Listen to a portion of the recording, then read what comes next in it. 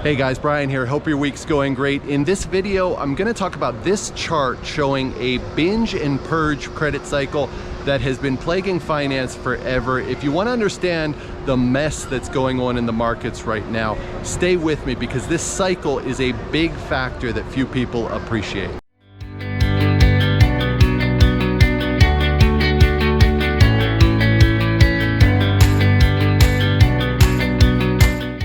All right guys, welcome back. I am in downtown Sao Paulo. This is the B3 building. So this is the stock exchange as well as the commodities and futures exchange. This group of companies was formed back in 2008 through a merger. It's one of the largest financial infrastructure companies in the world, and it's also a fitting backdrop because this cycle I'm going to show you right now tends to impact emerging markets like Brazil even more severely than developed markets. So this is the cycle. Okay, black line is just yields on 3-month T-bills. So it's an interest rate, it's super simple.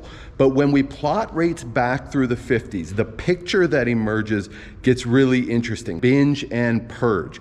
During the binge phases, lending standards loosen, credit flows easy, consumers, businesses, governments, they binge on debt. Inevitably, however, the trend reverses. Lending standards tighten, credit dries up, and that debt gets purged from the system. These purges, they've been messy, right? There's no easy way to say it. They have precipitated collapses in stocks. They have preceded bankruptcies, collapses in precious metals, commodities.